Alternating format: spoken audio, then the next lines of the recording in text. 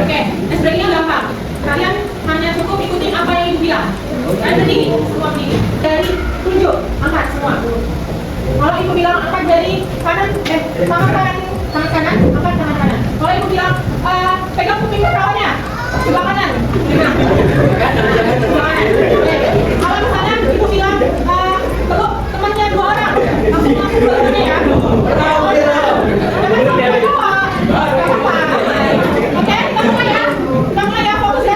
Fokus, kita mulai. Pegang hidung tangannya.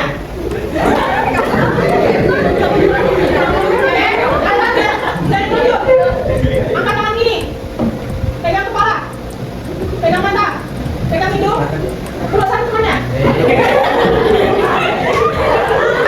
Pegang mulut. Pegang pinggul. Oke, udah.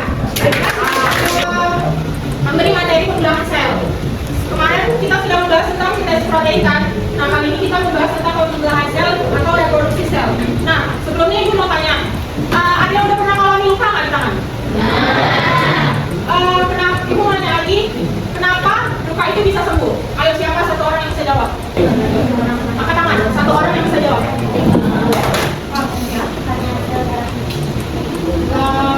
Kurang tepat. Ayo, siapa yang bisa jawab? Aku kasih hadiah. Ada pembelahan sel yang terjadi.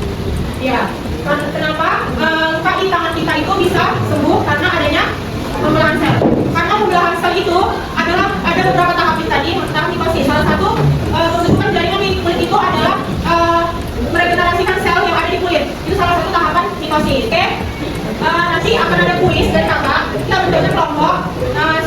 Kelompok siapa yang bisa jawab atau poinnya lebih unggul? Nanti akan ada hadiah juga. Kita masuk ke materi. Nah, ada yang tahu definisi dari sel itu apa? Ya, sel itu adalah unit terkecil di kehidupan. Nah, di dalam sel itu ada namanya inti sel. Nah, inti sel itu terdapat kromosom. Nah, kromosom ini fungsinya itu membawa informasi genetik. Sehingga sel itu berperan penting dalam pewarisan sifat. Nah, kromosom itu adalah struktur yang tersusun antara DNA dan protein yang fungsinya tadi membawa informasi genetik dari DNA ke seluruh tubuh. Lalu kromosom setiap manusia itu berbeda-beda. Nah, contohnya itu kromosom pada manusia itu jumlahnya ada 46 kromosom, 23 pasang dan 22 pasang kromosom tubuh atau autosom dan kromosom seks 1 pasang. Lanjut, kita masuk ke gen.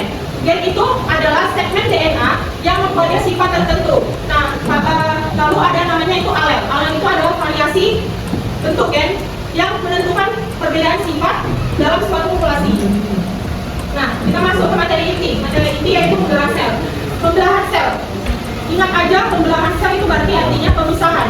Nah, pembelahan sel itu adalah pemisahan sel untuk menghasilkan sel baru. Proses ini biasanya untuk pertumbuhan dan perkembangan organ-organ yang ada di sel tubuh kita. Lalu untuk perbaikan jaringan-jaringan yang rusak seperti kulit, kuku, rambut, dan lain-lainnya. Dan untuk memproduksikan sel-sel yang rusak. Karena sel kita itu membutuhkan sel-sel baru agar kalau misalnya sel kita itu tidak ada reproduksi, sel kita itu mati dan kita bisa sakit. Gitu. Oke. Jenis-jenis pembelahan sel itu ada 3. Yang pertama itu ada amitosis, mitosis, dan meiosis. Nah, pertama, amitosis itu adalah pembelahan yang tidak melakukan tahapan-tahapan panjang. Nah, amitosis ini itu disebut dengan pembelahan biner atau pembelahan secara langsung. Biasanya amitosis ini contohnya itu dilakukan pada bakteri. Bakteri ini pembelahan itu secara langsung. Dia yang awalnya dari 1 bakteri menjadi 2 bakteri, menjadi berkembang lagi menjadi 4, 6, 8 sampai sebanyak-banyaknya. Nah, makanya kalau tangan kalian itu kotor, kan aku harus mencuci sebersih-bersihnya karena bakteri itu cepat berkembang. Lanjut, tahapan kedua itu ada mitosis. Nah, mitosis ini adalah suatu penggandaan sel yang sifatnya itu menghasilkan dua sel anak yang identik. Ingat ya, mitosis itu dia menghasilkan dua sel anak yang identik. Dia jumlah kromosomnya itu pasti sama dengan sel induknya. Berbalik kan fungsi mitosis tadi apa? Untuk perbaikan sel jaringan tubuh.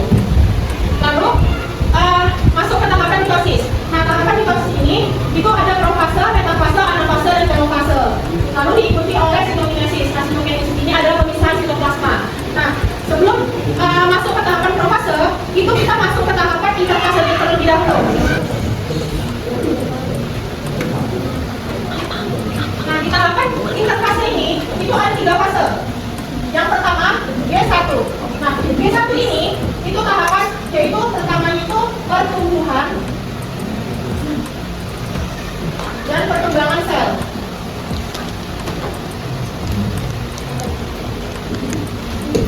Ini ditandai dengan nah di G1 ini di fase pertama ini dia pertumbuhan dan perkembangan sel yang ditandai dengan perkembangan dan pertumbuhan di sitoplasma. Dia kayak munculnya sitoplasma dan lain-lainnya gitu. Organel-organel yang lain-lain yang ada di sel. Lalu masuk ke tahapan S. S ini masuk dia tahapan penggandaan DNA.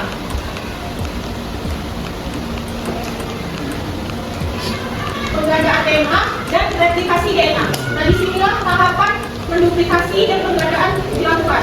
Lalu masuk ke tahapan G2. Di tahapan G2 ini, sel sudah mulai siap untuk melakukan pembelahan. Tahapan interfase ini ada 3 tahap. Yang pertama, G1, S, dan G2. Setelah dari tahap G2, sel sudah siap melakukan pembelahan, baru kita masuk ke tahapan profase. Nah, di tahapan profase ini ada namanya sentrosom. Sentrosom ini akan bergerak ke bidang ekuator, ke kutub namanya. Lalu di sini nukleus sudah mulai memudar dan benang-benang itu sudah mulai muncul. Lalu kromatin itu akan membentuk kromosom. Setelah dia membentuk lengan 1, dia akan menduplikasi menjadi 2, membentuk X. Nah, setelah tahap profase sudah bergerak semuanya dan sudah mulai terbentuk, dia masuk ke tahapan metafase. Nah, di tahapan metafase ini sentrosom sudah ada di kutub atas dan kutub bawah. Dia sudah ada di kutub masing-masing dan benang-benang spindle ini sudah terikat di masing-masing kutub. Dan kromosom sudah sejajar di bidang ekuator. Nah, seperti yang ada di gambar, dia sudah sempurna lah ibaratnya, tapi dia belum sempurna kali gitu. Terus setelah masuk ke metafase, dia masuk ke anafase. Nah, di tahap anafase ini, di sini yang tadinya kromosom sudah sejajar, dia akan tertarik ke kutubnya masing-masing. Ditarik oleh sentrosom. Yang awalnya X, kromosom ini akan menarik ke kutubnya masing-masing. Ada yang ke bawah, ada yang atas, ada yang ke samping, atau ke kanan sini. Yang bentuknya gini, dan tertarik benang gitu ya. Oke? Setelah masuk ke anafase, lanjut ke tahapan telofase. Nah, di tahapan telofase ini adalah tahapan ujung, tahapan akhir dari tahapan mitosis. Nah, di sini mulai memisah, selnya. Terus terjadilah di sini pemisahan sel dan kromosom sudah identik di sini. Sudah ada 4 kromosom dan 4 kromosom. Nah, setelah itu masuk ke sitokinesis ini, itu sudah terjadinya pemisahan sitoplasma. Di sitokinesis ini adalah tahapan di mana pemisahan sitoplasma terjadi. Nah, dia akan menjadi 2 sel anakan yang identik dan dia kembali seperti semula. Nah, jadi kalau misalnya sel-sel jaringan kalian rusak, yang awal rusak, dia akan melakukan pembelahan sel atau meregenerasikan kulit menjadi sel seperti semula. Tapi tahapan itu lama. Tuh, tahapan meiosis. Nah, apa sih Bu tahapan meiosis itu? Meiosis itu sama nggak sama mitosis? Beda. Mitosis itu dia menghasilkan 2 sel anakan, kalau meiosis itu menghasilkan 4 sel anakan, tapi tidak identik. Dia jumlah kromosomnya itu setengah dari sel induknya. Nah, biasanya meiosis ini terjadi pada sel gamet atau sel kelamin. Yang udah Ibu bilang kan tadi, sel kelamin itu ada 46 kromosom. Kalau terbagi lagi kromosom pria dan kromosom wanita. Kalau kromosom pria itu X, Y. Kalau kromosom wanita itu XX. Di tahapan meiosis ini ada 2 tahap. Yang pertama tahap 1, metafase 1, metafase 1, anafase 1, dan telofase 1. Dan tahap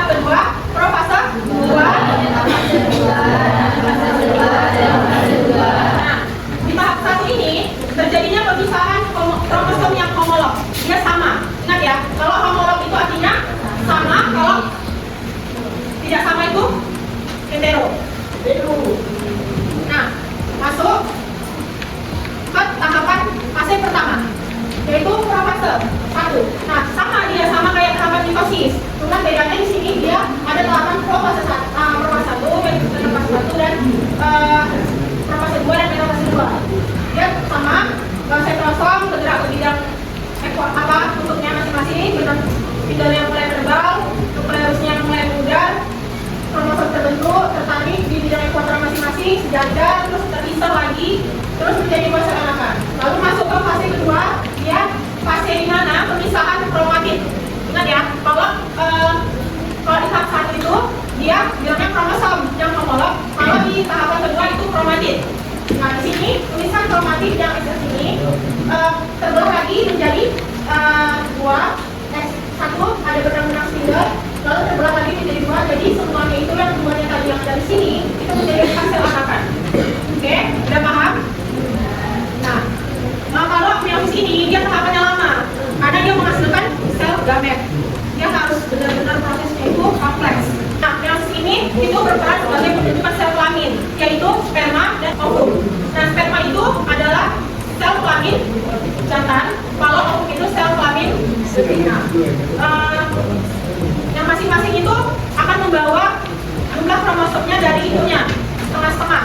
Kalau sperma itu akan membawa setengah kromosom, ovum itu akan membawa setengah kromosom. Lalu meiosis ini akan menciptakan variasi genetik pada keturunan. Nah, dia akan menciptakan variasi genetik yang akan memunculkan sifat-sifat baru, kayak sifat-sifat yang unik gitu. Kayak misalnya ini muka kalian beda-beda kan setiap orang. Kalau misalnya kembar itu dia sama gitu sifatnya, beda. Udah paham semua? Kalau udah paham, kita masuk ke kuis nih. Oke? Oh, 1, 2, 3. Ini kan kelompoknya cuma 6 orang. 1, 2, 3. Satu.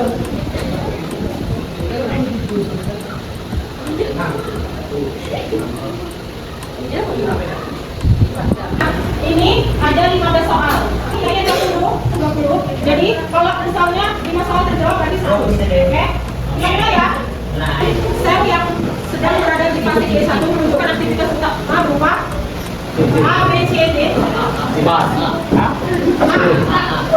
C. Kalau ada salah baru kalian jawab. Habis ini. Habis habis. Habis ini. Itu. C.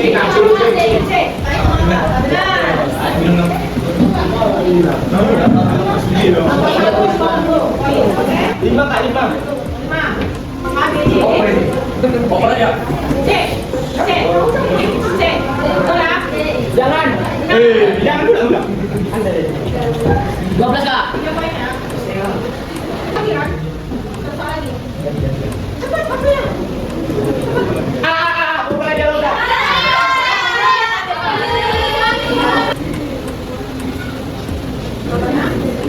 Cepat. Waktu berjalan. Benar. Salah, nomor. Kalian ada benar? D. C. Benar? Sepakat? Ya.